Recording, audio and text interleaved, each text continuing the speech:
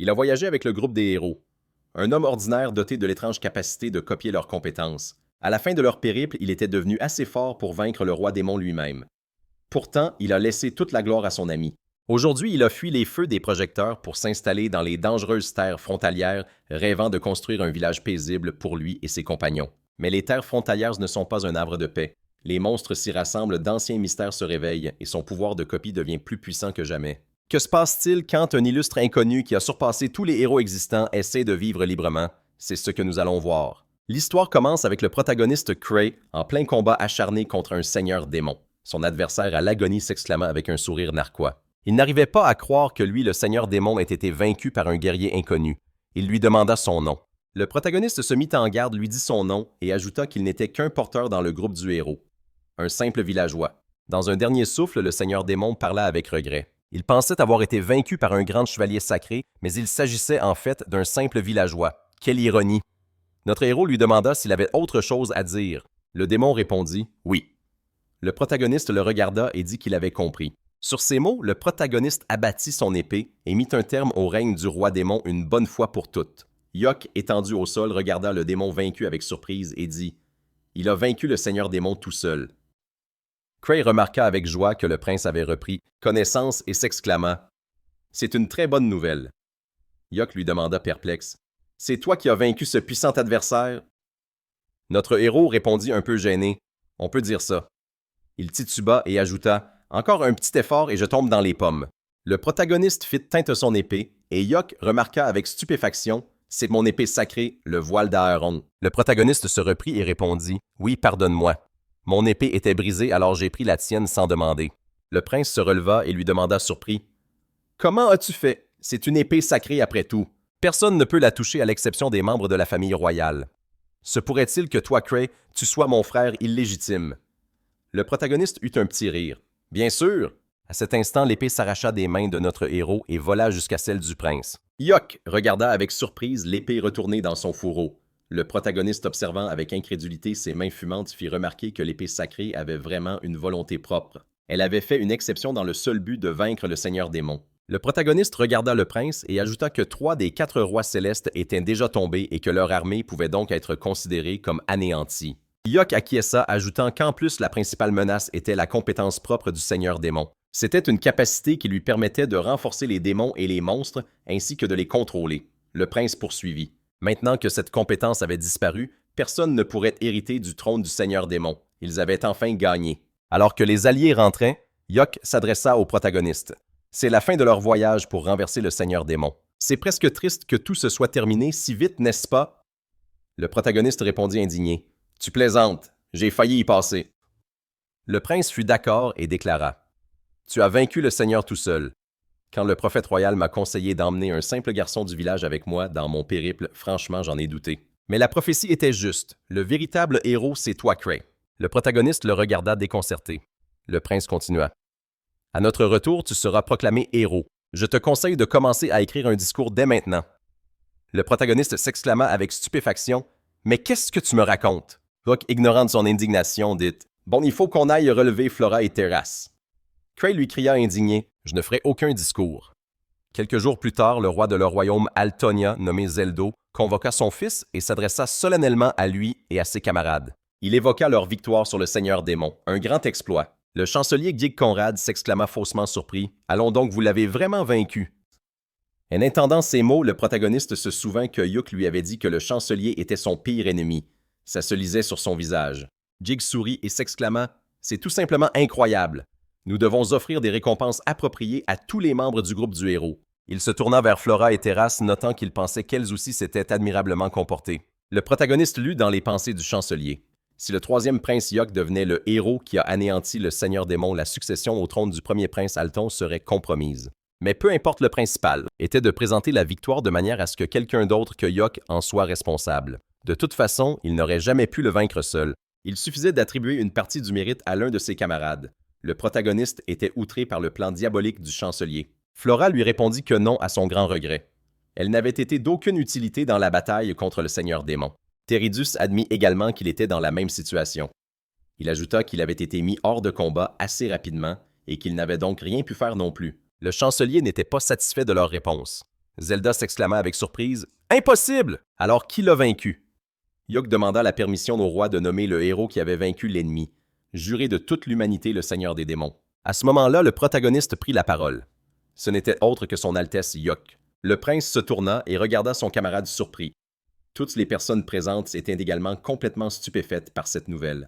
Les sujets du roi s'exclamèrent « On n'en attendait pas moins du prince. Il était le pilier de notre pays. » Le chancelier faillit exploser de rage, s'exclamant furieusement « Impossible! » Le protagoniste continua se cachant d'horreur. Mais il y avait une preuve. Qu'on leur montre le corps du Seigneur des démons. Les blessures sur celui-ci avaient été causées par l'épée sacrée. Seul un membre de sang royal pouvait manier l'épée sacrée et seule son Altesse était présente. Il avait vu de ses propres yeux comment il avait vaincu le Seigneur des démons à lui seul. Yuk regarda son allié avec incrédulité. À ce moment-là, Flora s'exclama avec colère. Qu'est-ce que c'était que ça? C'est lui qui l'a vaincu. À quoi bon tout ce mensonge? Il n'y avait pas de retour en arrière possible. Était-il complètement idiot? Il avait déclaré cela devant le roi lui-même. Yuk essaya de calmer la jeune fille, lui disant qu'il devait y avoir une raison. Le prince se tourna vers le protagoniste et dit avec un sourire qu'il espérait que cette raison était convaincante, assez convaincante pour être traité de salaud qui a volé la gloire de quelqu'un d'autre. En effet, Craig embarrassé s'excusa auprès du prince pour avoir menti et pour l'avoir inquiété. Il avait simplement pensé au chancelier et avait décidé qu'il valait mieux laisser Yuk s'attribuer le mérite de la victoire. Flora et le prince murmurèrent. Le chancelier Terterus nota avec un sourire en y pensant. Craig se demandait si dans le cas où Yuk n'aurait pas vaincu le Seigneur des démons, sa position ne serait pas compromise. Flora demanda à son camarade perplexe. De quoi parlait-il au juste? Le garçon continua. Actuellement, le premier héritier du trône est le frère aîné de Yuk, le prince Alton. Mais ce garçon est la marionnette du duc. S'il monte sur le trône, le pouvoir réel appartiendra au chancelier. Mais grâce à cet exploit, les chances de Yuk de monter sur le trône ont augmenté. Flora le remarqua avec surprise. Elle pense que le duc ne sera pas très content. Terry dit que s'il avait honnêtement admis que Cray avait vaincu l'ennemi, le duc aurait été ravi et aurait essayé d'humilier Yuk et de le dégrader. Le protagoniste dit au prince qu'il l'avait dit lui-même que cet homme ne pensait qu'à s'en mettre plein les poches. Il avait aussi dit que s'il devenait roi, il créerait un pays où tout le monde vivrait en paix. Alors, à quoi lui serviraient ses exploits s'il mourait simplement avec lui? Entre ses mains, il deviendrait une arme redoutable pour conquérir le trône. Le prince était stupéfait, il avait donc menti pour lui. Le protagoniste fit une remarque en plaisantant. D'ailleurs, être un héros, ce n'est que des ennuis. Ça lui faciliterait juste les choses, alors il lui a tout refilé. Le prince se mit à rire, remarquant que c'était bien typique de lui. À ce moment, Flora prit la parole avec le plus grand sérieux. Maintenant, elle comprenait. Si c'est le cas, elle ne dirait plus rien. La jeune fille se tourna vers le prince et dit « Eh bien, puisqu'il a récolté tous les lauriers, il ne devrait pas les gaspiller. » Elle aussi, en tant que sainte, le soutiendrait. Yuk Louis promet timidement qu'il essaierait. La sainte se tourna vers le protagoniste et lui demanda s'il refusait la place de héros, ce qu'il comptait faire ensuite. Le protagoniste, après un moment de réflexion, dit « Je peux dire la chose suivante à ce sujet. En fait, il y a quelque chose qu'il voulait essayer depuis longtemps. Il aimerait explorer la frontière infernale, les terres démoniaques les plus dangereuses. » Zessalier était stupéfait. Flora lui demanda « C'est de cette terre dont il parle, la zone frontalière où errent de puissants monstres. » Le prince réfléchit, une terre inexplorée que le royaume a abandonnée en raison de son extrême danger. Craig dit qu'il s'était déjà penché sur la question et avait appris ce qui suit. Il existe une vieille loi qui dit que si quelqu'un conquiert la frontière infernale de ses propres mains, la terre lui appartient. Yuk confirme qu'une telle loi existait en effet et qu'elle était toujours en vigueur. Cependant, personne n'avait jamais réussi à conquérir cette terre. Flora demanda au protagoniste s'il voulait donc son propre territoire. Il la prévint de ne pas le dire si fort. Ses capacités se manifesteraient au mieux dans un endroit comme la frontière infernale. Il pensait aussi qu'il pourrait créer un endroit où tout le monde pourrait se retrouver. Des célébrités comme eux, ses alliés, ne pouvaient se détendre nulle part dans ce pays. Les camarades restèrent silencieux un instant, chacun perdu dans ses pensées. Puis Flora dit « Eh bien, si c'est ce qu'il voulait, elle n'avait aucune raison de l'en empêcher. » Torita ajouta « Il ne périrait pas même aux confins de l'enfer. Ça ne le dérangerait pas. » Yuk dit « C'est juste dommage qu'ils ne pourront pas se voir souvent. » Le protagoniste s'apprêtait à dire autre chose à ses amis, mais à ce moment-là, les assistants du héros firent irruption dans la pièce. L'assistant de Yuk s'exclama « Nous devons discuter de la réception avec les pays voisins. » L'assistante de Flora lui a crié qu'il fallait de toute urgence inclure la région dans la cérémonie du pèlerinage des saints. L'assistant de Terito lui a dit qu'ils avaient une question concernant la recommandation du directeur de l'Académie de magie, mais les protagonistes se sont regardés et ont soupiré simultanément. Yuk a dit « On n'y peut rien. Pour l'instant, nous devons nous séparer. On dirait que nous allons tous être très occupés. » Terry a dit « Quelle galère! » Le protagoniste a fait remarquer avec un sourire « C'est dur d'être des héros, hein ?»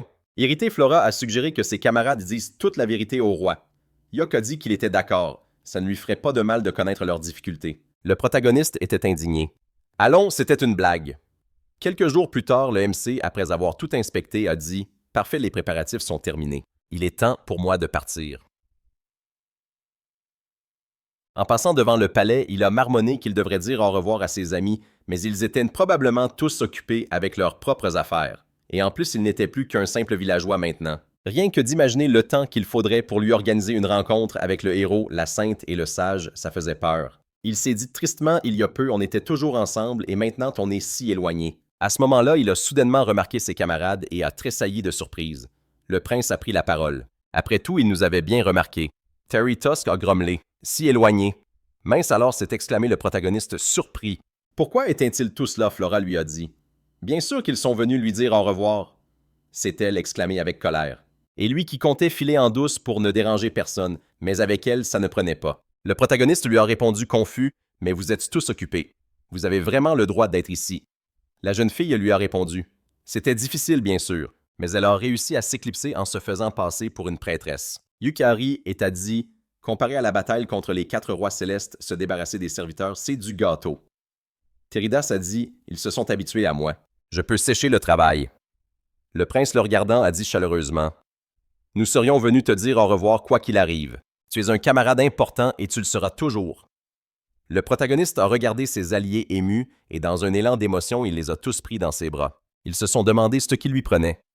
Craig les a remerciés et a demandé aux 3 de prendre soin d'eux. Après avoir fait ses adieux à ses amis, il s'est mis en route, tandis que ses camarades lui faisaient de grands signes de la main.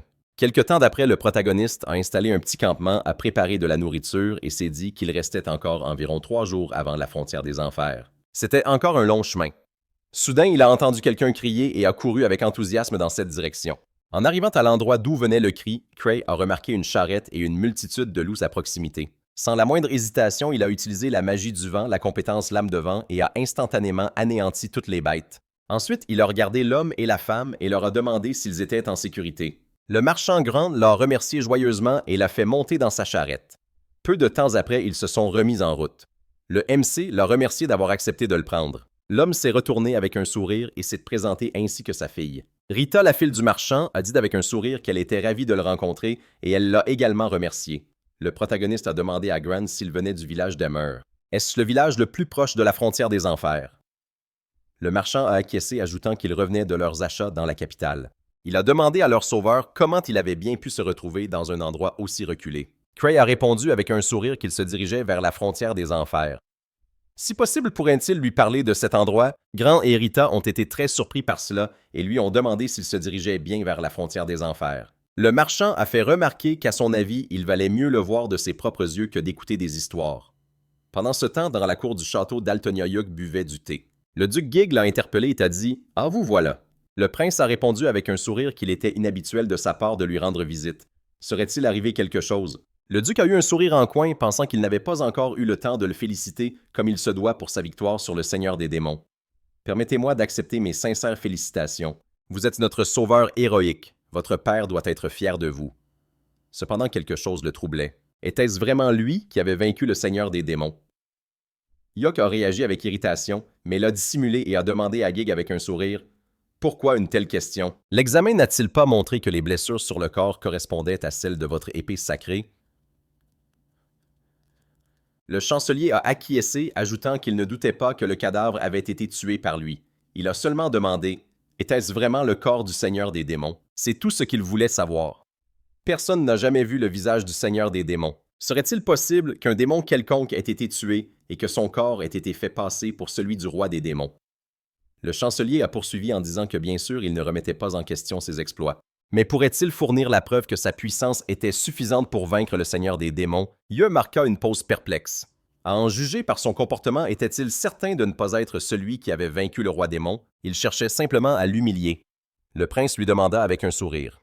Comment pourrait-il le prouver? Il n'allait tout de même pas entraîner un autre roi démon. Le duc répondit qu'il suffirait qu'il fasse la démonstration d'une force équivalente. Par exemple, que diriez-vous d'un combat d'entraînement contre 3 aventuriers de rang S. Yuk répondit pensivement qu'il avait tout compris. On dit qu'un seul aventurier de rang S équivaut à une armée entière, et face à 3 d'entre eux, un guerrier ordinaire n'a aucune chance, s'exclama joyeusement Gig. On pourrait même rassembler une foule et organiser un grand spectacle.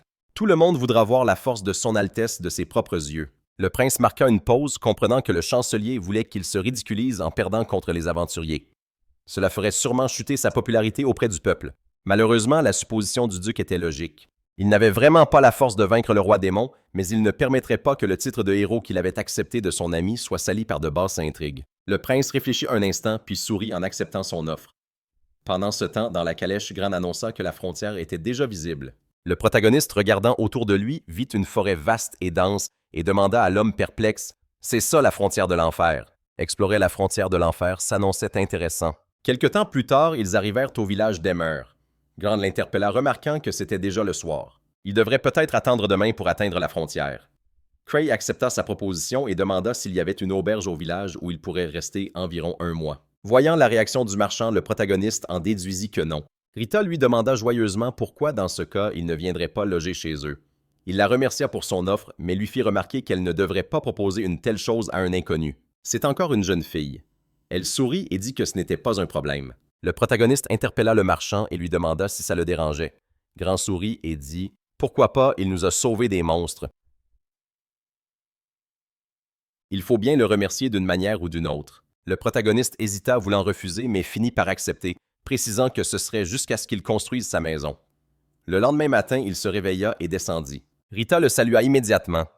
Elle lui souhaita joyeusement le bonjour et lui dit que le petit déjeuner était prêt. « Servez-vous, je vous en prie. » Le protagoniste la remercia surpris et dit timidement « En plus, ils me nourrissent. » La jeune fille répondit que cela faisait aussi partie de leur remerciement. Il goûta la nourriture et remarqua que les pommes de terre étaient croustillantes et délicieuses. Rita sourit. « C'est parce que les pommes de terre sont fraîches. On vient de les ramasser. » Grande remarqua qu'il avait dit se diriger vers la frontière de l'enfer. Pouvait-il lui demander ce qu'il comptait y faire?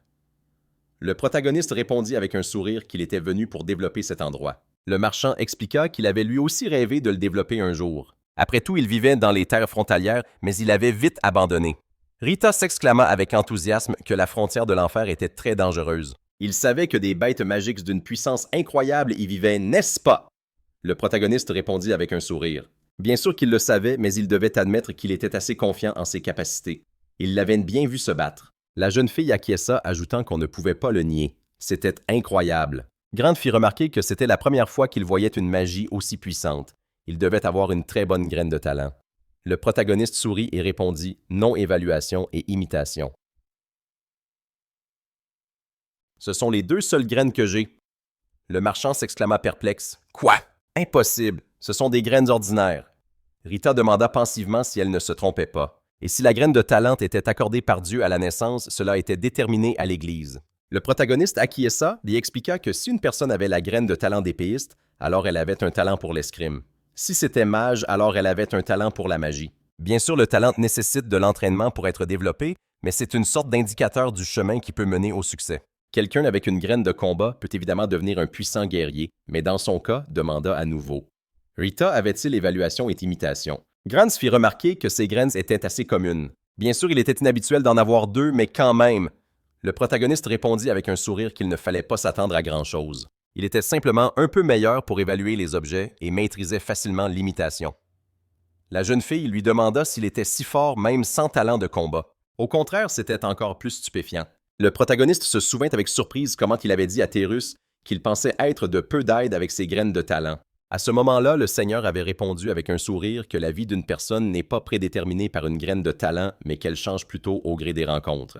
Et maintenant, avec un sourire sincère, il dit qu'en réalité, beaucoup plus de gens exercent des professions sans rapport avec leur graine de talent. Ça n'indique qu'une prédisposition et l'avenir dépend de l'individu. Même avec une graine ordinaire, n'importe quel chemin peut être forgé à force d'efforts et d'ingéniosité. Quelque temps plus tard, le protagoniste est sorti et a décidé d'explorer la lisière infernale. Soudain, un type du nom de Keza a couru vers lui et s'est exclamé avec colère « C'est qui, lui? Et comment qu'il a fait pour gagner la confiance de Granza ?» se demanda Craig incrédule.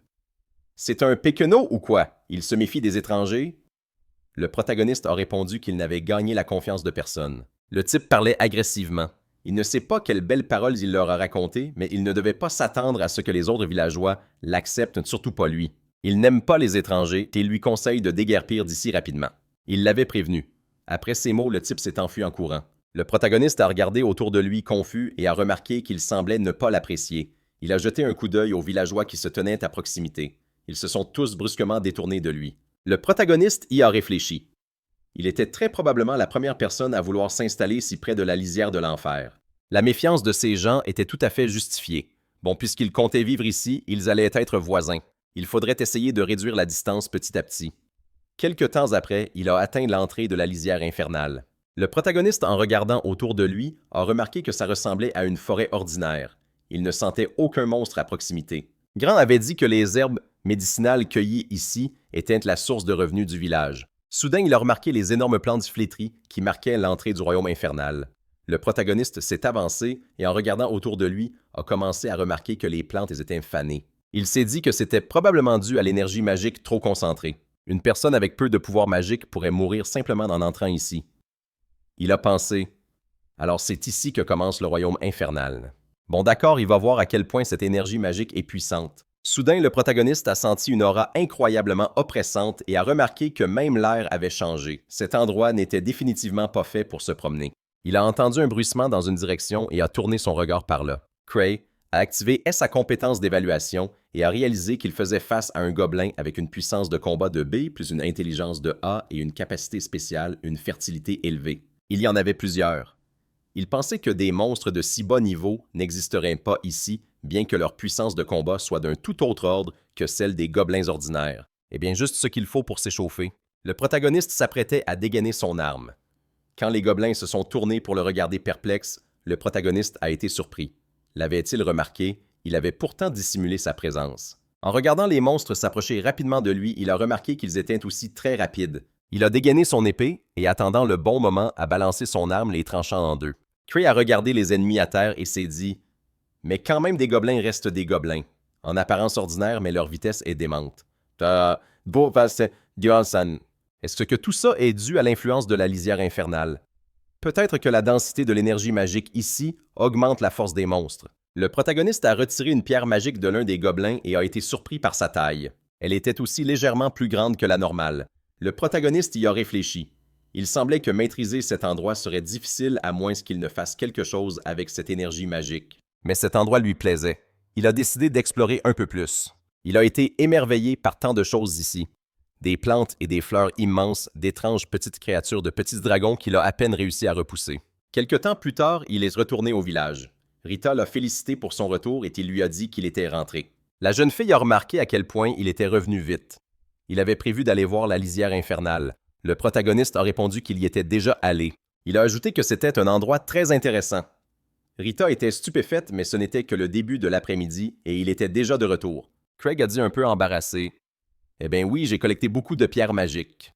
Tu peux les prendre si tu en as besoin. » La fille du marchand lui a demandé surprise « Des pierres magiques. »« Merci, mais nous n'en avons pas besoin. De toute façon, on ne peut pas les utiliser. Le seul outil magique que nous avons est une lampe, mais elle fonctionne avec de petits éclats. » Le protagoniste était surpris. « Ah oui, et il n'y a pas d'entrepôt. » Rita s'est exclamée. « Bien sûr que non. On n'a pas les moyens d'acheter un objet aussi cher. C'est courant et ça se vend dans les grandes villes, mais nous, on est dans les terres frontalières. » Le protagoniste l'a regardé avec surprise, pensant que même la simple vie quotidienne dans cette périphérie était semée de nombreux inconvénients. Il a dit « Eh bien, je vais te remercier pour ton aide. » Rita l'a regardé confuse. « De quoi est-ce qu'il parle? » Le protagoniste s'est exclamé « J'ai quelque chose à faire. » Craig s'est retiré dans un endroit isolé et s'est exclamé avec impatience. « Bon, il est temps que je m'y mette. » Il a activé l'inventaire dont il avait besoin et s'est mis au travail. Il a commencé à dessiner un panneau magique. Tout en travaillant, il s'est mis à réfléchir. Il était venu de la capitale pour maîtriser la lisière infernale, un territoire magique inexploré aux confins du royaume, et pour profiter d'une vie tranquille et libre, où ses amis lui rendraient une visite de temps en temps. Il découvrit que ce territoire était une forêt pleine de monstres, créant son propre écosystème grâce à une énergie magique concentrée. Son plan était de construire rapidement une maison. Mais pour sécuriser le terrain, il avait besoin de plus de recherche et d'expérimentation. Il devrait rester un certain temps dans ce village situé aux portes de l'enfer, profitant de l'hospitalité de Rita et de son père. Par conséquent, il devait terminer cette tablette magique rapidement. Incidemment, c'est dans la création d'outils magiques qu'il a trouvé pour la première fois un but dans sa vie.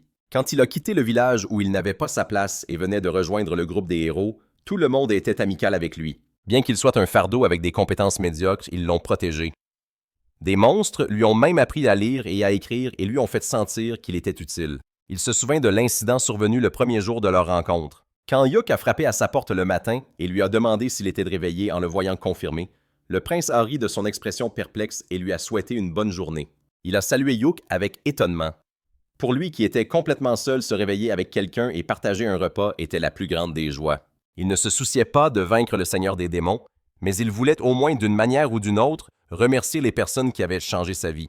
Et dans un effort pour se rendre utile, il a dessiné ce qu'il avait appris. Terry, en voyant son dessin, lui a demandé avec stupéfaction. Est-ce qu'il avait dessiné ça lui-même? Le protagoniste a répondu « Oui, mais il y avait un problème. » Le sage a répondu surpris « Non, c'est juste que c'est très bien fait. » Il a ajouté qu'il faut au moins un à un étudiant de l'académie pour apprendre à dessiner un tel cercle magique. Le protagoniste laissa échapper un son de surprise. Vraiment, il s'était simplement contenté de l'imiter et peu à peu, il avait commencé à prendre le coup de main. Teridas répéta d'un air songeur « L'imitation. » D'ailleurs, sa graine de talent est l'imitation, n'est-ce pas? Le protagoniste a confirmé que c'était le cas et qu'il avait aussi la compétence d'expertise. Le garçon a noté que les deux compétences n'étaient pas particulièrement efficaces, mais que c'était peut-être une très bonne combinaison. Craig lui a demandé surpris « Une combinaison ». Truss a expliqué l'effet de synergie que l'on obtient en possédant plusieurs grains. Dans son cas, les informations analytiques obtenues grâce à l'expertise pouvaient augmenter la précision de l'imitation. Soudain, une pensée le frappa et il s'exclama avec étonnement. « Oh, vraiment! Pouvait-il vraiment reproduire parfaitement n'importe quelle compétence juste en la voyant? » Le Seigneur n'arrivait pas à croire à sa propre supposition. Titas était perplexe. Il lui a dit que ce devait être la raison pour laquelle le prophète l'avait choisi. Craig ne comprenait pas. Il a continué. « Si mon hypothèse est correcte, alors en lui sommeille un potentiel capable de nous surpasser, même nous. » Le protagoniste était sous le choc. Il s'est incliné devant lui et lui a demandé de lui dire ce qu'il pouvait faire. Il pensait qu'il ferait n'importe quoi, absolument n'importe quoi, juste pour les remercier tous. C'est alors que commencèrent des jours agités, mais à leur manière joyeux et chaleureux. La magie de Tetris, l'escrime de Yuke, les sorts de guérison de Flora. Il a simplement copié le pouvoir qu'ils avaient acquis au fil de longues années d'entraînement rigoureux et se l'est attribué. Des gens normaux auraient été furieux, mais eux lui ont enseigné de bon cœur et c'est ainsi qu'il a copié et maîtrisé toutes leurs techniques. Il a dit qu'il voulait juste être utile. Qui aurait cru qu'il finirait par vaincre le Seigneur des démons? Il a tapoté la table et a dit « Voilà, c'est fait! C'est une bonne chose que je l'ai terminé avant le dîner. J'ai besoin de prendre l'air. » Il est sorti et a vu Grans et lui a demandé s'il était de retour. Grans s'est retourné et a demandé comment s'était passée la reconnaissance. Le protagoniste a répondu qu'il avait bien regardé les environs et tué quelques gobelins. Grant a pris peur et a demandé « Des gobelins des enfers. » Ces monstres étaient complètement différents des gobelins ordinaires. Leur force était comparable à celle de monstres de rang A. Le protagoniste réfléchit un instant et dit qu'ils étaient à peu près pareils. Ce qui l'inquiète, c'est ce qu'il fera si les monstres parviennent à atteindre le village. Ils sont forts. Même un seul serait difficile à gérer. Grant réfléchit un instant et dit qu'ils ne peuvent pas atteindre le village. Les monstres des enfers meurent lorsqu'ils quittent ses frontières. Cray demanda avec surprise « Ils meurent ?» Grant a répondu affirmativement et a dit qu'en une semaine, un mois, tout au plus, ils meurent d'eux-mêmes. Le protagoniste a dit qu'ils ne peuvent pas survivre à l'extérieur. Pourquoi ça? Il pensait que la seule différence entre les confins de l'enfer et les autres terres. Grant dit que c'est l'énergie magique. Craig pensa à une énergie magique spécifique aux confins de l'enfer. Les monstres se sont adaptés à ce territoire. Ils absorbent constamment l'énergie magique concentrée et l'utilisent comme force vitale. Le protagoniste a dit que c'est pour ça qu'ils ne peuvent pas survivre dans d'autres endroits où l'énergie est rare. Il a pensé que cela signifiait que son élimination était une priorité absolue. Grant a dit que les monstres des confins de l'enfer sortent rarement. Ce n'est qu'occasionnellement qu'ils errent dans la forêt adjacente. Peut-être comprennent-ils instinctivement qu'ils ne peuvent pas survivre. Il regarda en arrière vers la forêt et dit « Après tout, cet endroit est quelque chose qui dépasse l'entendement humain. » Ils sont retournés au village. Rita leur a souhaité la bienvenue. Elle a dit qu'elle allait maintenant préparer le dîner et qu'ils pouvaient se reposer en attendant. Craig a dit que ça tombait à pic. Il venait de terminer un outil magique. Ne voulait-elle pas l'essayer? Grant fut un peu surpris par ces paroles. Rita demanda étonnée « Quoi une plaque magique, un espace de stockage? » Rita a dit à son père que c'était vraiment des outils magiques. Il a répondu par l'affirmative et a dit que c'était les meilleurs. Le protagoniste a demandé « Ça ne pose pas de problème ici. » Rita lui a dit d'attendre. C'était un cadeau bien trop cher. Il a répondu qu'il allait continuer à profiter de leur hospitalité pendant un certain temps, qu'il considère ça comme un loyer. Elle leur demandait quel genre de loyer c'était simplement pour te remercier de nous avoir sauvés. Il les a regardés avec bienveillance et a dit que la plaque magique était le premier outil magique que son maître lui avait appris à fabriquer. Il lui avait dit que s'il apprenait à créer de telles choses, il serait non seulement capable de se surpasser lui-même, mais aussi de rendre les gens heureux, car les outils magiques servent à faciliter la vie des gens. Il serait simplement heureux si cet outil pouvait les aider d'une manière ou d'une autre. Rita, émue, a dit qu'il les accepterait avec gratitude et les utiliserait. Maintenant, elle allait pouvoir lui préparer un dîner bien plus savoureux. Elle lui demanda de lui montrer comment l'utiliser. Craig a dit qu'elle devait appuyer ici et que le feu s'allumerait. Il a montré les boutons du doigt. Il a poursuivi « La puissance peut être réglée avec ce levier. » Rita a dit avec surprise que non seulement le feu s'allumait instantanément, mais que la chaleur était aussi très facile à régler. Le protagoniste a souri et a dit qu'il était content que ça lui plaise. Grant a regardé dans le réfrigérateur et a dit « Incroyable! Est-ce vrai que la nourriture ne s'y abîme pas? » Craig a répondu par l'affirmative, ajoutant que la viande et le poisson resteraient frais indéfiniment. Grant a dit qu'il n'avait jamais rien vu de tel. Elle a mélangé la pâte puis l'a versée dans la poêle. Grant s'est approché d'elle et a demandé « C'est un pancake! » Rita a répondu que oui en disant que les plus épais sont difficiles à faire si la chaleur n'est pas bien réglée. Les siens finissaient toujours soit brûlés, soit crus. Elle pensait qu'il devrait être réussi sur une cuisinière magique. Il a dit « C'est ça. » Wow, elle la maîtrise déjà si bien. Ils ont ri. Le protagoniste les regarda chaleureusement. Grant a dit « Mais un outil magique aussi performant requiert probablement une très grosse pierre magique. » Si l'énergie s'épuise, ils n'auront rien pour la remplacer. Craig a dit qu'il ne devait pas s'en inquiéter. Il y a actuellement une pierre magique de gobelin infernal dedans, mais il l'a conçue de sorte que même des éclats ordinaires puissent être utilisés. Il fut surpris et demanda « Les outils magiques ne fonctionnent-ils pas qu'avec certaines pierres magiques? » Il s'est excusé en disant qu'il ne le savait pas. C'est parce que c'est tout ce qu'ils ont. Le protagoniste a dit que c'était généralement le cas. Pour le moment, seul lui et son maître peuvent créer quelque chose comme ça. Même la noblesse ne possède rien de tel. Rita a demandé à son père « Est-ce possible? » Il a poursuivi à sa place. Ce n'est pas seulement un luxe, c'est la plus grande invention du siècle. Ça n'a pas de prix. Un cri retentit depuis la maison. Qu'est-ce qui ne va pas? Les villageois ont regardé la maison. Il a dit que Grant faisait beaucoup de bruit.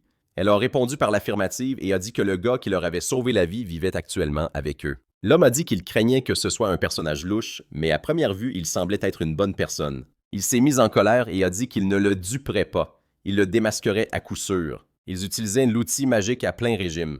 Rita avait fait beaucoup de pancakes pour le protagoniste. Craig marchait dans la forêt et a remarqué quelque chose. Il a dit qu'il l'avait vu. Kessa regardait furtivement de derrière un arbre.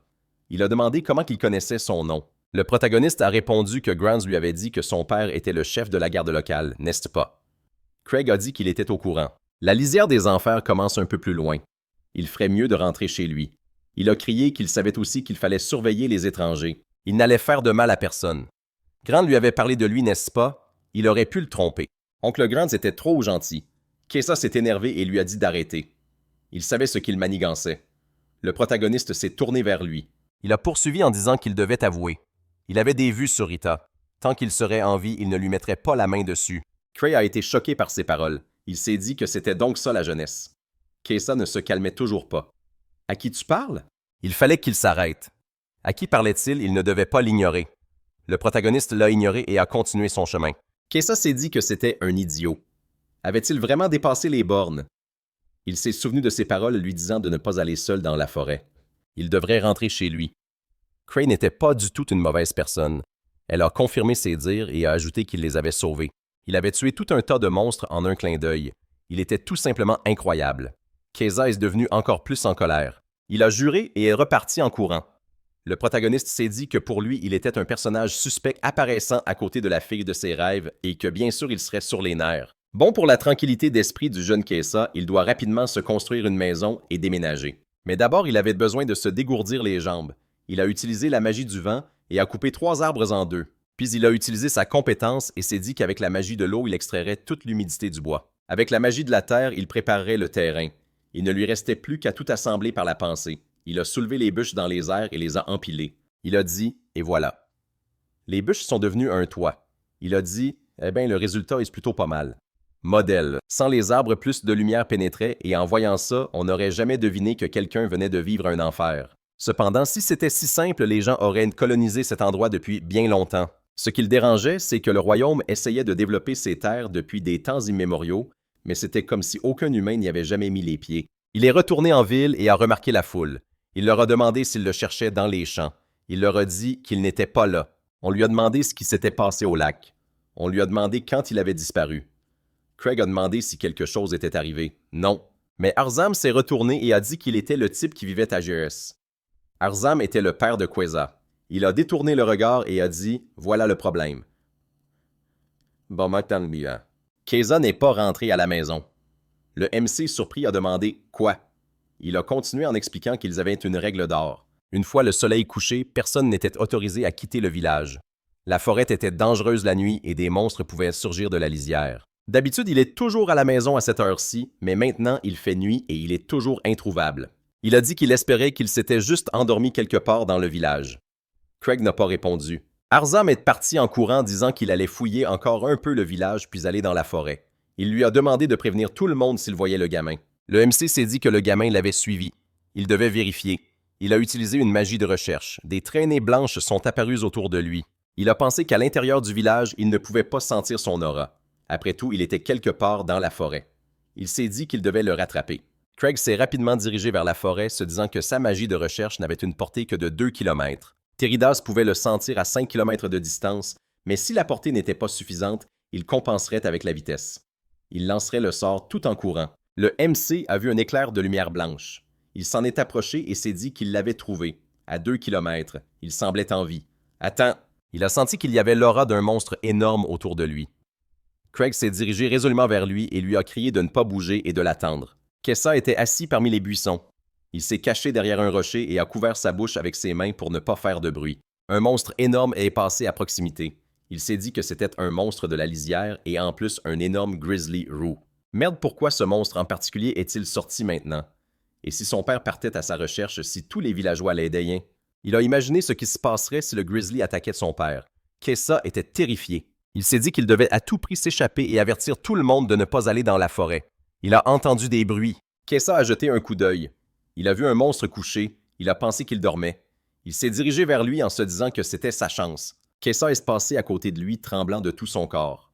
Après l'avoir dépassé, il a trébuché et est tombé. Il s'est retourné pour regarder l'ours et a vu qu'il s'était réveillé très probablement à cause du bruit. Pendant ce temps, le MC a crié son nom. Il a vu le monstre attaquer Quessa. Craig a juré et s'est précipité vers lui. Il a balancé son épée et a coupé l'ours en deux. Il a couru vers Kessa qui gisait au sol grièvement blessé. Kessa a à peine murmuré « Étranger, pourquoi ?» Le MC lui a dit qu'il le cherchait. Maintenant, tout va bien se passer. Kessa a demandé « Bien se passer ?» Il a ri et a à peine réussi à dire « Quel imbécile je suis !» Avec une blessure pareille, on ne peut pas me sauver. Il est resté allongé là à regarder le ciel. Il a dit que même s'il était l'imbécile dans l'histoire, il avait enfreint l'interdiction pour une broutille et que c'était son problème. Il a pensé qu'il avait rêvé de quitter le village et de devenir un aventurier. Mais le monde entier s'offrait à lui. Il ne comprenait pas pourquoi un guerrier aussi fort, et ce dès le début, était venu dans cette région sauvage. Il avait tout ce dont il pouvait rêver, tout ce dont lui avait toujours rêvé, et pourtant il cherchait toujours à atteindre Rita. Il le détestait. Et pourtant, même s'il s'était conduit comme un parfait imbécile, il était venu le sauver. Il a éclaté en sanglots et tout en souriant a dit qu'il était bien loin de son niveau. Craig a utilisé la magie de guérison. Il a dit que la sainte elle-même lui avait enseigné cette magie curative. Il a dit « Ô Dieu, accordez la guérison à cette chair. Grande guérison. » Une lueur blanche est apparue. Les blessures de Kessa ont guéri instantanément. Il s'est relevé et a demandé « Quoi ?» Le MC lui a demandé « Alors ça fait encore mal, plus de douleur. » Il a répondu « C'est guéri. » Comment ça? Puis il a dit à voix haute « C'est impossible, c'est pas normal. Je m'étais déjà fait à l'idée de mourir. » Craig a dit calmement « Eh bien, tu n'es pas mort, tu devrais être content. » Kessa a répondu « C'est vrai, mais... » Il n'a rien ajouté de plus sous le choc. Il s'est assis par terre et a demandé pourquoi il l'avait sauvé. Il s'était conduit comme un crétin. Le MC a souri et a dit qu'il avait aussi trouvé une raison à cela. Il était juste jaloux. Ça arrive à tout le monde. Kessa a parlé surpris et gêné. Il l'a reconnu. Craig a répondu par l'affirmative et a ajouté qu'après tout, il était plus âgé que lui. « Bon, on parlera plus tard. On devrait rentrer à la maison. Ils ont déjà dû te chercher partout là-bas. Il était d'accord avec lui. Ils sont retournés en ville et tous ceux qu'ils cherchaient se sont immédiatement approchés d'eux. Quelqu'un a crié son nom. On disait qu'il était en vie. Dieu merci. Le MC portait Keza. Arzam s'est approché d'eux et a appelé son fils. Keza, effrayé, a dit « Papa ». Arzam a crié que c'était un imbécile. Combien de fois devrais-je lui dire de ne pas aller seul dans la forêt? Il lui a donné une tape sur la tête, mais Cray était très choqué. Il l'a remercié et a dit que grâce à lui, son fils était revenu vivant. Le MC a dit « l'important c'est qu'il soit arrivé à temps. » Keza a dit à son père que Cray avait tué un grizzly rouge. Arzam a demandé surpris. « Quoi? » a-t-il demandé. « Il y a un grizzly rouge dans la forêt, a-t-il demandé, et il l'a vaincu. Il a dit que même une escouade d'aventuriers ne pourrait pas venir à bout de ce monstre. Tous les villageois étaient sous le choc. Il a demandé au protagoniste. Il a pris la pierre magique, n'est-ce pas? Cray a répondu par l'affirmative et a sorti la pierre. Il a dit qu'il n'en croyait pas ses yeux. Il a dit qu'il n'avait jamais vu de pierre pareille de sa vie. Arzam a dit « Eh bien, c'est une véritable aubaine vraiment. Si un monstre de la lisière s'aventure dans la forêt, on n'y va tout simplement plus. On attend que le monstre meure de lui-même. On ne peut ni chasser, ni cueillir d'herbe. » Il l'a pris dans ses bras et a dit « Eh bien, il vient de nous rendre un double service pour avoir sauvé mon fils et pour l'ours. Pas de promenades aujourd'hui. » Le MC l'a regardé avec perplexité au début, puis a ri. Au même moment, dans les catacombes du palais, il descendait les escaliers, puis il a marché dans le couloir. Il est entré et a dit « Alors c'est donc ici. C'est vraiment un seigneur démon, une telle aura même dans la mort. » Il y avait un grand monstre sur le mur. Il a demandé à ce qu'on lui laisse le reste. Il jure qu'il accomplira son grand dessein et punira cruellement ce maudit héros. Est-ce que quelque chose se trame aussi dans la capitale? Tout le monde buvait au bar. Il a dit que c'était délicieux. Il a dit que c'était la meilleure boisson Poplar. Kessa s'est approché de Cray et lui a dit que le chef du village voulait lui parler.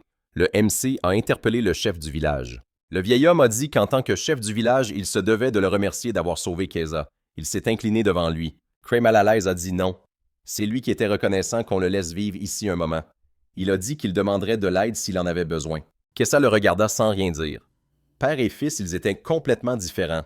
Il a dit qu'il lui était vraiment reconnaissant. Aujourd'hui, il était revenu vivant uniquement grâce à lui. Kessa s'est incliné devant lui. Cray a dit « Wow, quelle humilité louable! » Il a dit que son rêve était de devenir un aventurier, mais qu'il n'était pas très fort et qu'il n'avait aucune connaissance en dehors du village. Alors il enviait Kessa qui venait de loin. Il a hésité un peu et a dit « Comment dire? » Après mes bêtises, ça va paraître déplacé, mais je te demande de m'apprendre à me battre. Il l'a appelé son frère. Le MC a été surpris et a demandé « Frère, pourquoi? » Il s'est calmé et s'est souvenu du temps passé avec Titus et Yoke. Il a souri mais n'a rien dit. Il a pensé « Alors maintenant, c'était à mon tour d'enseigner. » Il a dit « D'accord, mais seulement pendant mon temps libre. » Rita a dit « Alors il a décidé de l'entraîner. » Keza. Cray a répondu par l'affirmative et a dit qu'évidemment, il n'apprendrait pas tout ce qu'un aventurier a besoin de savoir dans le village, alors il l'entraînerait du mieux qu'il pouvait. Rita a dit « Mais il a déjà fort d'affaires. » Le MC a dit qu'autrefois, ses amis avaient vu du potentiel en lui et que c'est grâce à ça qu'il est devenu ce qu'il est aujourd'hui. Il serait heureux de faire la même chose pour Keza, mais bien sûr pas tous les jours.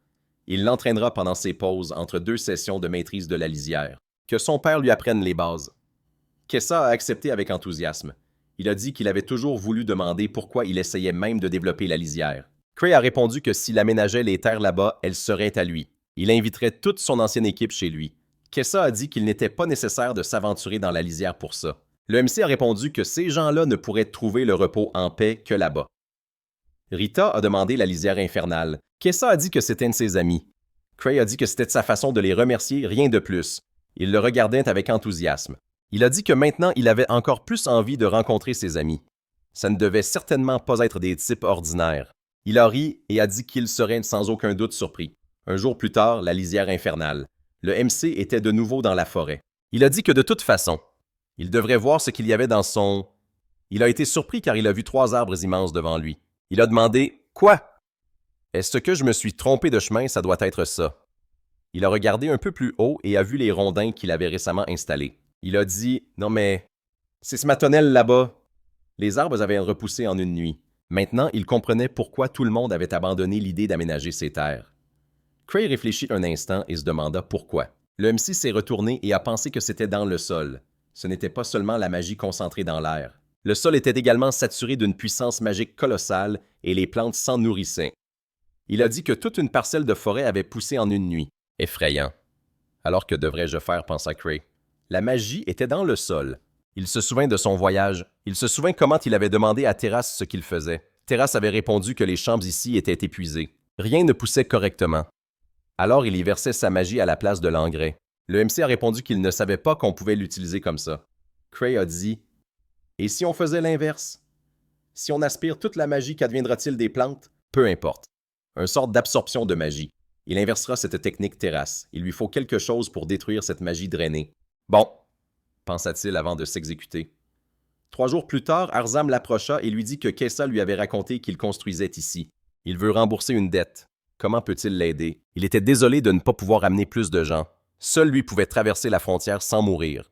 Le MC a dit que toute aide était la bienvenue et qu'il devait le suivre. Ce n'est pas loin. Il se disait qu'il ne voulait pas donner de conseils au sauveur de son fils. Un solitaire est plus que capable de faire ça.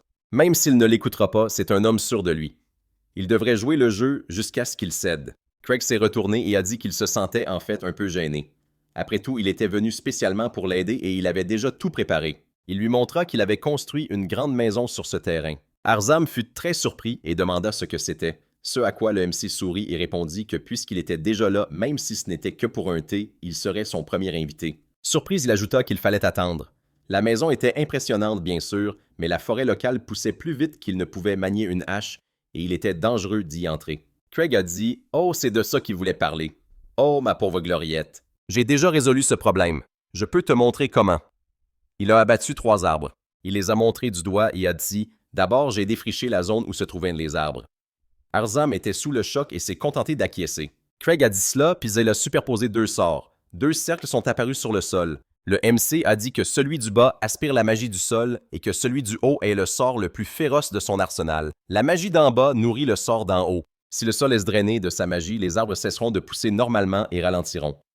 Bon, voilà les grandes lignes, mais maintenant je le lance. Il s'est accroupi au sol et a posé sa main.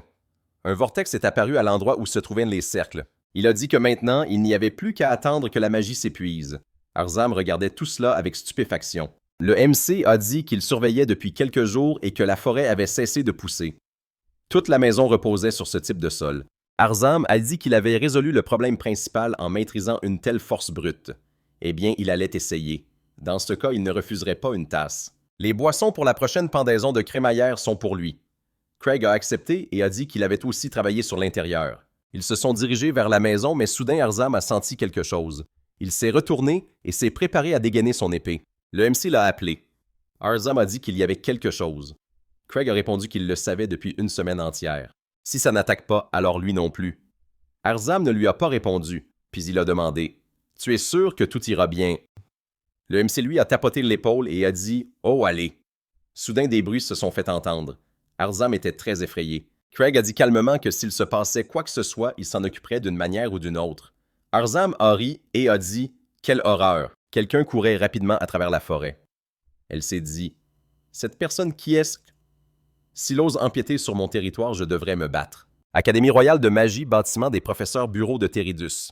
Il a demandé « Y a-t-il un intrus? » Laura a répondu par l'affirmative et a dit que 4 jours plus tôt, quelqu'un s'était introduit dans les catacombes du château.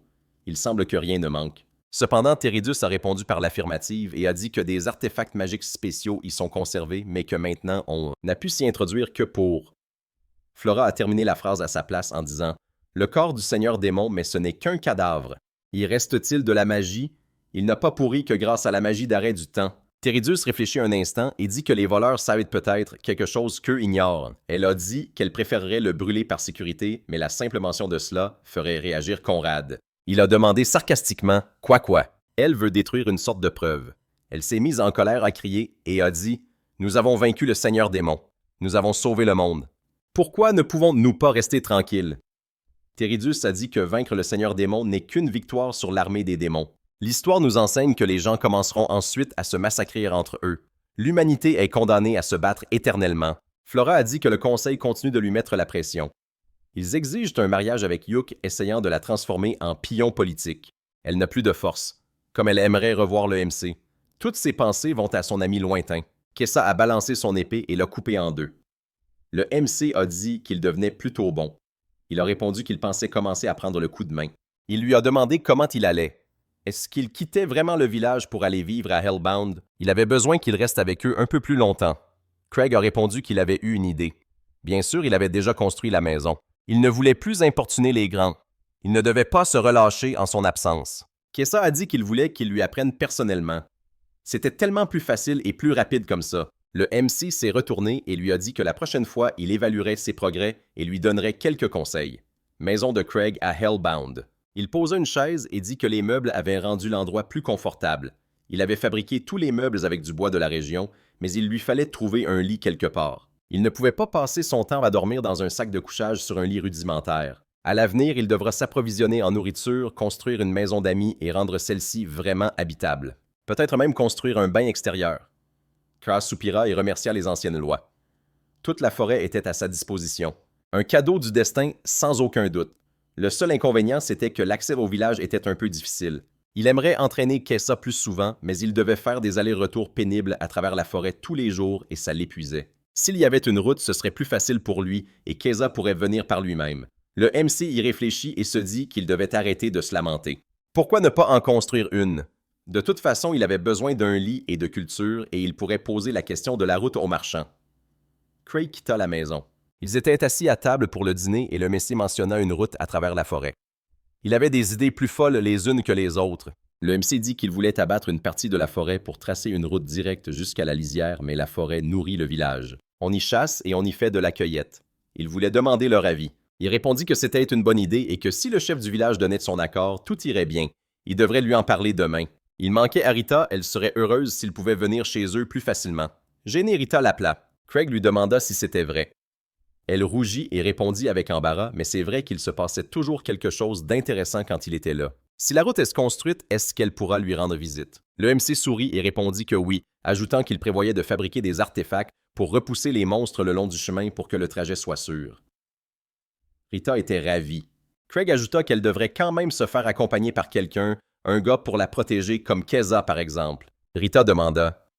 Kessa, il a dû beaucoup s'entraîner ces derniers temps. On pourrait probablement compter sur lui. Le MC pensa joyeusement qu'il devait passer à l'action.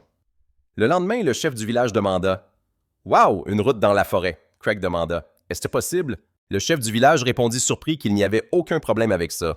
D'ailleurs, il y avait autrefois une route à cet endroit, une relique d'une époque révolue pour ainsi dire, et elle pourrait servir de base pour construire un chemin. Les chasseurs et les gardes savent où elle se trouve. Ils devraient leur demander. Le MC pensa « Les gardes !» Il se dit qu'il demanderait alors à Arzam de lui montrer. Craig s'inclina devant lui et dit qu'il avait compris. Il le remercia pour son approbation et son précieux conseil. Il était très reconnaissant. Le chef du village répondit que ce n'était rien pas grand-chose en comparaison du sauvetage de Kessa. Le village d'Emmer a été fondé à l'origine par une avant-garde de l'exploration de la lisière. Ils tentaient de réaliser le rêve que leurs ancêtres avaient abandonné et en tant que leurs descendants, ils se devaient de le soutenir. Le MC fut un peu surpris et le remercia. Craig et Arzam marchaient à travers la forêt. Il pointa son doigt vers l'avant et dit qu'ils étaient arrivés. Ils devraient jeter un œil par là. C'étaient les vestiges d'un ouvrage en pierre. Le MC s'accroupit et demanda quel âge ça avait. Il répondit que personne ne le savait. C'était déjà comme ça quand il était enfant, ça a certainement plus de 100 ans, mais il était quand même plus facile de marcher dessus que de traverser les fourrés. Craig dit « Bon, on devrait commencer. Il y avait 2 tâches, il fallait abattre les arbres et paver une nouvelle route. » La même chose que ce qu'il a fait pour construire la maison, mais ce serait plus facile au début. Après ça, le MC utilisa ses compétences lame de 20 télékinésie et pression. Arzam fut choqué par lui et dit « Eh bien, c'est un monstre. » Évidemment, la route est presque prête. Kier a dit qu'il poserait des pierres une fois qu'il aurait tout déblayé. Il lui dit qu'il devait avancer le long de l'ancienne route jusqu'à la lisière. Arzam, surpris, lui demanda « Quoi tu comptes tout faire aujourd'hui? » Le MC répondit que oui et lui demanda de lui montrer le chemin. Quelque temps plus tard, ils avaient pavé la route. Arzam dit qu'il avait vraiment terminé en une seule journée. Craig s'excusa de l'avoir retenu jusqu'à la tombée de la nuit. Arzam dit que ce n'était pas grave. On ne voit pas ça tous les jours. Comme ça, Kessa pourra venir tout seul. Il devait être impatient de voir sa maison. Il sera certainement content. Le MC acquiesça et dit que l'entraînement serait plus facile maintenant. Il progresse à pas de géant. D'ailleurs, il était sur le point de le faire passer au niveau supérieur. Arzam confirma disant que ses mouvements s'étaient améliorés. Kra a dit « Au fait, j'ai une question. As-tu vérifié la graine de talent de Kessa? » Le MC pensa que s'il voulait devenir un vrai aventurier, il valait mieux qu'il sache à quoi son talent le destinait. Sinon, il pourrait passer toute sa vie à côté d'opportunités. Arzam demanda à nouveau. Grain de talent, il n'avait pas vérifié et il doutait que quiconque au village l'ait fait. On vérifie ça à l'église avec un artefact spécial et le plus proche se trouve dans la capitale du comté. C'est trop loin et ça coûte cher. Craig dit que ce n'était pas pratique. Après tout, pensa-t-il lui-même, ignorait tout de ça avant de rencontrer les autres. Il dit qu'il pourrait peut-être le vérifier lui-même.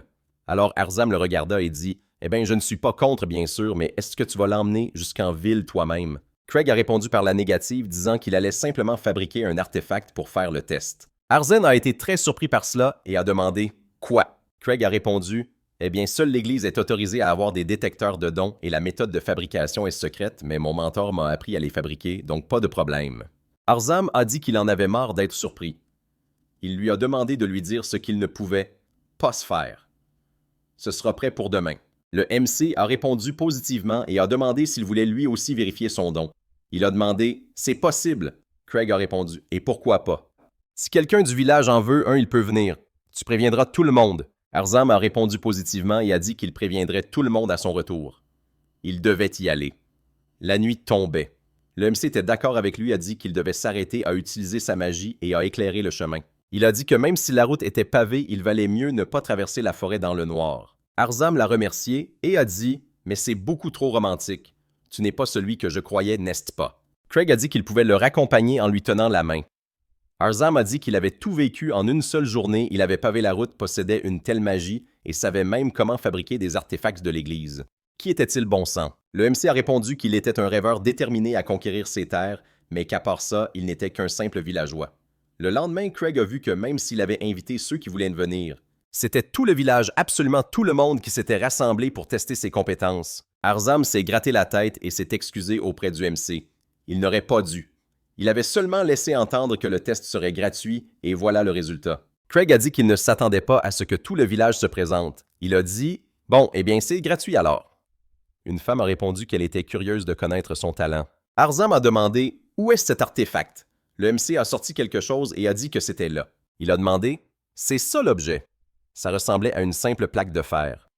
Craig a dit que c'était un circuit magique recouvert de mithril. Plus précisément, il a ajouté un circuit de sortie de données. Arzam l'a interrompu et a dit qu'il n'y avait pas besoin d'expliquer. Il ne comprendrait pas de toute façon. Le chef du village a demandé « Vous me laissez être le premier ?» Ils se sont tournés vers lui et l'ont appelé. Le MC a dit qu'il devait placer sa paume dessus. Il fallait attendre un peu et le texte apparaîtrait. Le chef du village s'est exécuté posant sa paume sur la plaque. Arzam a demandé « C'est pareil à l'église ?» Craig a répondu que là-bas seul le prêtre voit les résultats. Mais avec le sien, c'est le contraire. Seule la personne elle-même. D'ailleurs, il recommande à tout le monde d'être prudent et de ne pas parler de leurs dons. On ne sait jamais qui pourrait utiliser cette information et à quelle fin. Et les nobles pourraient même vous convoquer contre votre volonté. Le chef du village a acquiescé et a dit qu'il avait entendu des histoires similaires. La jeune fille qui portait le titre de sainte a été enlevée de force par l'Église. Il était d'accord avec lui et a dit qu'il allait lui-même avertir tout le monde. Le MC a dit qu'il comptait sur lui. L'artefact que Craig avait fabriqué fonctionnait. Une inscription est apparue. Chef. Le chef du village a dit « Chef, je n'ai jamais entendu parler d'une telle chose. » Le MC a dit joyeusement « Wow, c'est un titre rare et utile. » Très approprié pour le chef du village. Le chef du village l'a regardé et a demandé « Vraiment? » Craig a dit que certains diraient qu'il pourrait facilement devenir général dans l'armée. Si cela avait été découvert au temple, il aurait été harcelé d'offres de la part des militaires et des nobles, mais maintenant il ne risque probablement rien.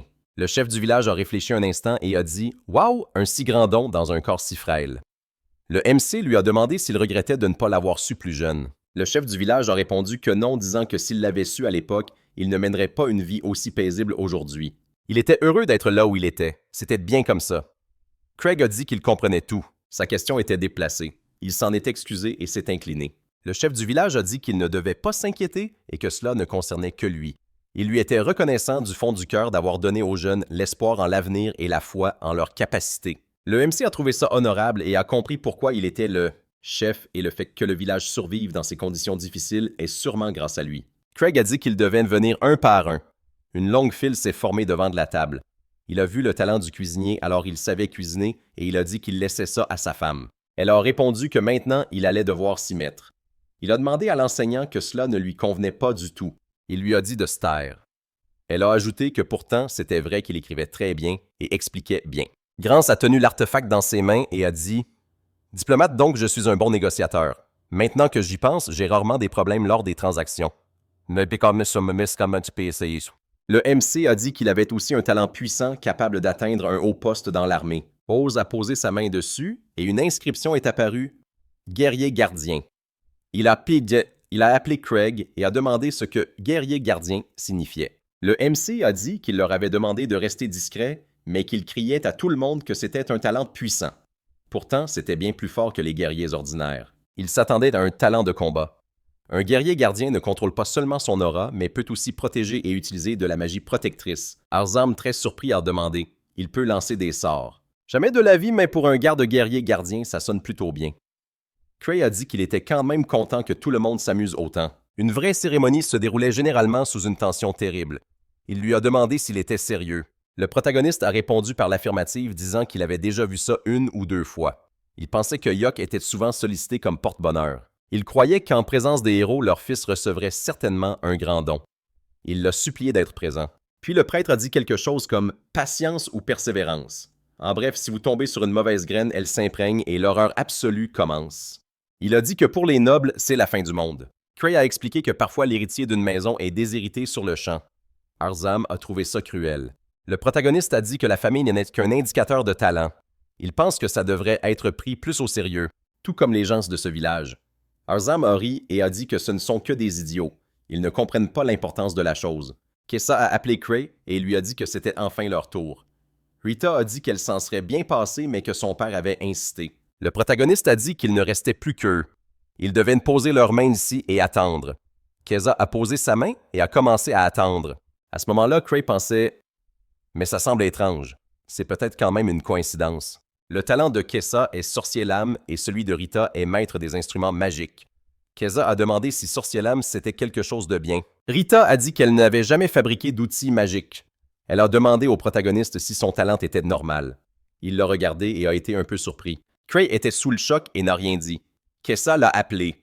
Le protagoniste s'est excusé auprès de lui expliquant qu'il était en train de réfléchir et qu'il devrait commencer par Kessa. C'était génial.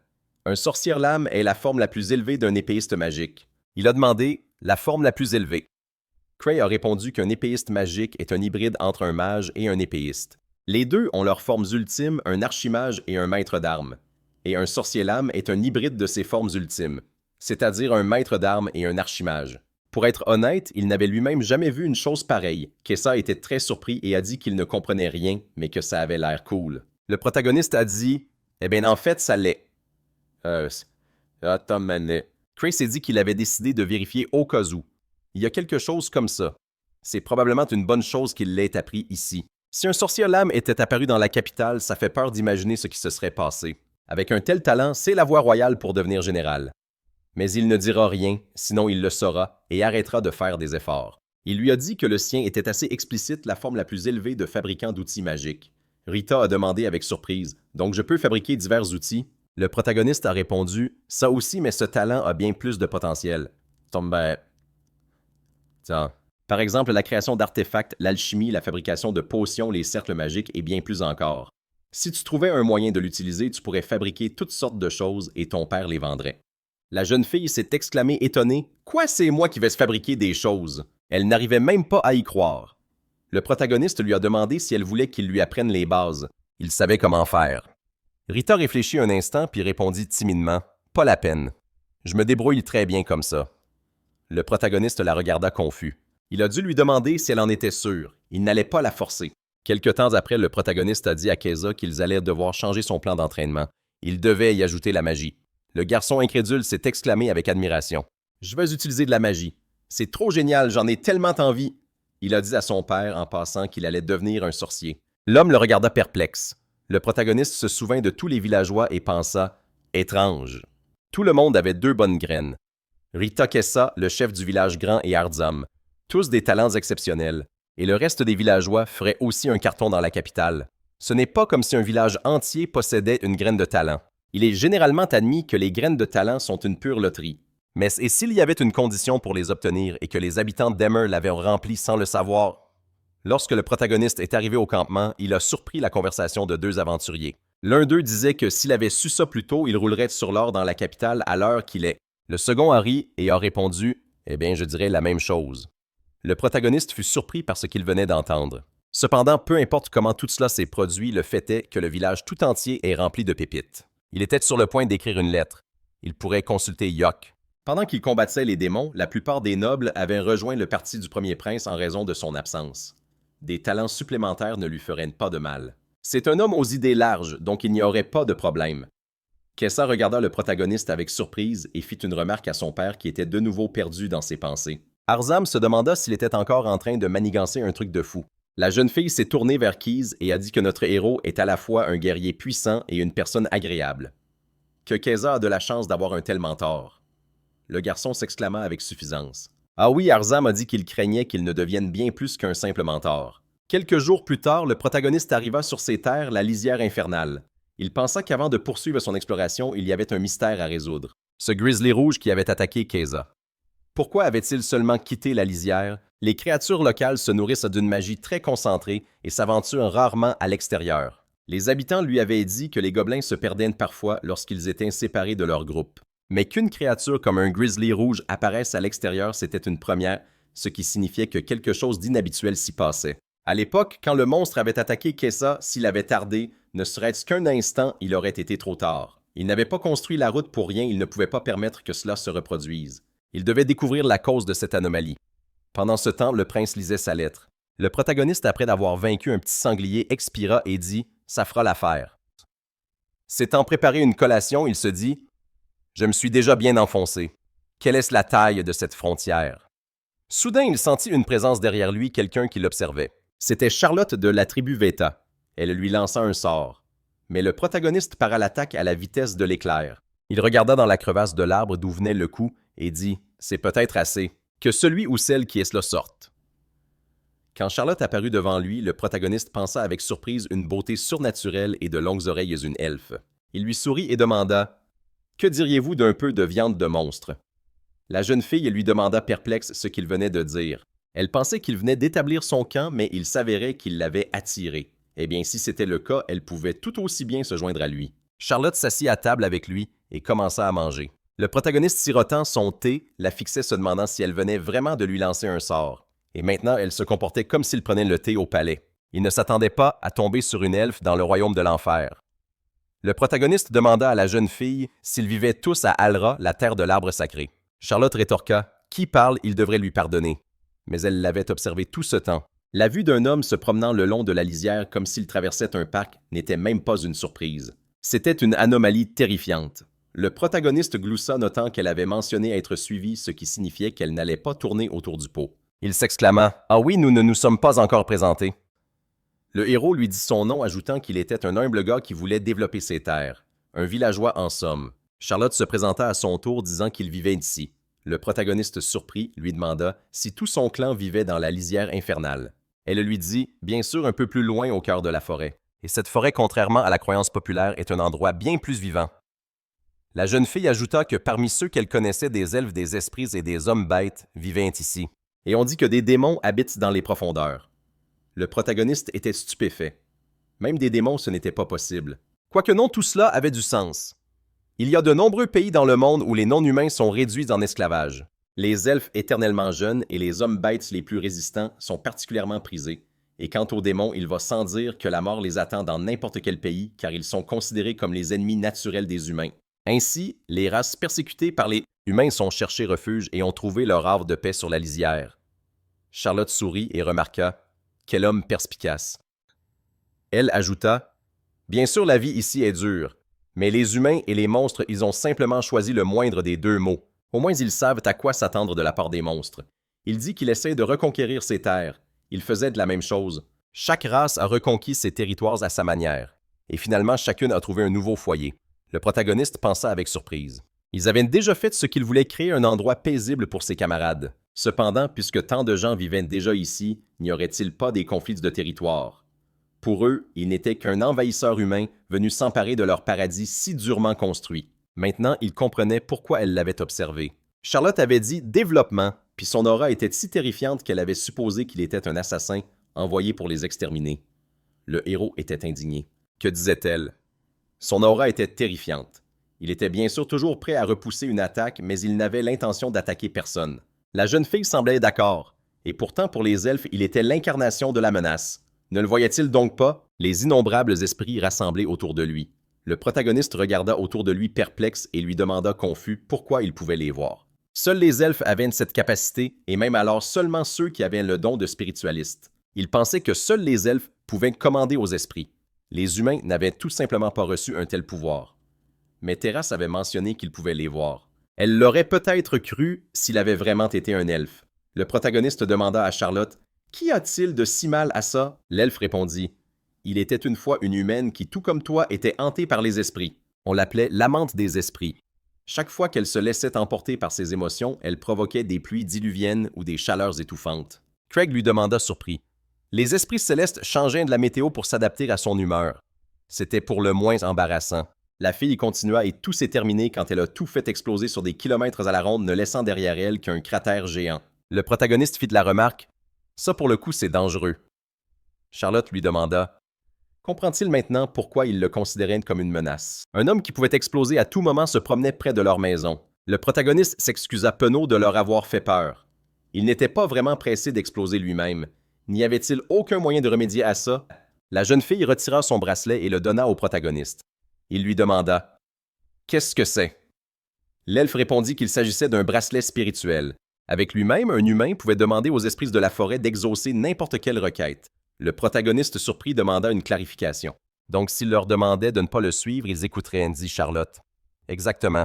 Et elle allait lui demander de le faire sur le champ. » Le protagoniste comprit, c'était donc pour ça qu'elle était venue aujourd'hui. Elle lui dit « On peut dire ça, même si je n'étais pas sûr que tu accepterais. » Le protagoniste l'assura qu'il en avait besoin lui-même et qu'il l'utiliserait. « Merci pour ce cadeau. » Le protagoniste prit le bracelet dans ses mains et Charlotte dit « Maintenant que c'est fait, je m'en vais. » Le protagoniste hésita une seconde, mais lui demanda s'il pouvait lui poser une question. Avait-elle remarqué des changements à la lisière dernièrement? « À part moi, bien sûr. » Il expliqua son intérêt en disant qu'un grizzly rouge venait de sortir l'autre jour et avait attaqué son allié et qu'il avait dû le détruire. La jeune fille dit d'un air songeur « Je vois, en effet. » Peu avant son arrivée, les monstres avaient commencé à agir étrangement. Le protagoniste se doutait bien de quelque chose. Il demanda « A-t-elle la moindre idée de pourquoi il a fait ça? » Charlotte lui répondit « Hélas, je n'en ai aucune idée, tu devras me pardonner. Je ne peux pas t'aider là-dessus. » Le protagoniste le remarqua bien sûr et s'excusa de l'avoir retenu. La jeune fille était sur le point de partir et il l'appela par son nom et lui demanda s'il se reverrait. L'elfe le regarda avec intérêt et dit « Qui sait? Eh bien, si tu arrives à survivre ici. » Elle activa son amélioration corporelle et s'envola dans les airs, laissant Cray derrière elle. Le protagoniste la regardant s'éloigner pensa qu'elle transpirait la soif de sang. Elle agissait de manière amicale, mais elle n'allait pas lui faire confiance de sitôt. Et ce bracelet non plus. Puisqu'ils étaient voisins, ce serait bien s'ils pouvaient s'entendre. Pendant ce temps, Charlotte s'assit sur une branche d'arbre et pensa au protagoniste. Il était en effet un adversaire dangereux, mais il semblait ne pas avoir l'intention de leur faire du mal pour l'instant. Cependant, ils devaient rester vigilants. Le mieux était d'éliminer la menace en amont.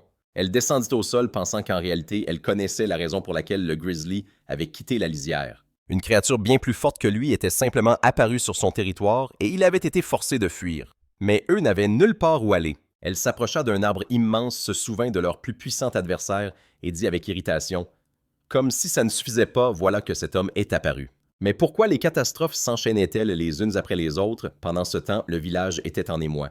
Les habitants discutaient d'un événement important. Arzam, passant par là, demanda à l'un des villageois la raison de tout ce bruit. L'homme répondit qu'un invité de la capitale était arrivé soi-disant pour voir Cray. Arzam, surprise, lui demanda de qui il s'agissait. Le résident lui répondit qu'il ne savait pas. Il avait seulement entrevu ce qui ressemblait à une prêtresse et une très belle qui plus est. C'était Flora qui était venue rendre visite au protagoniste.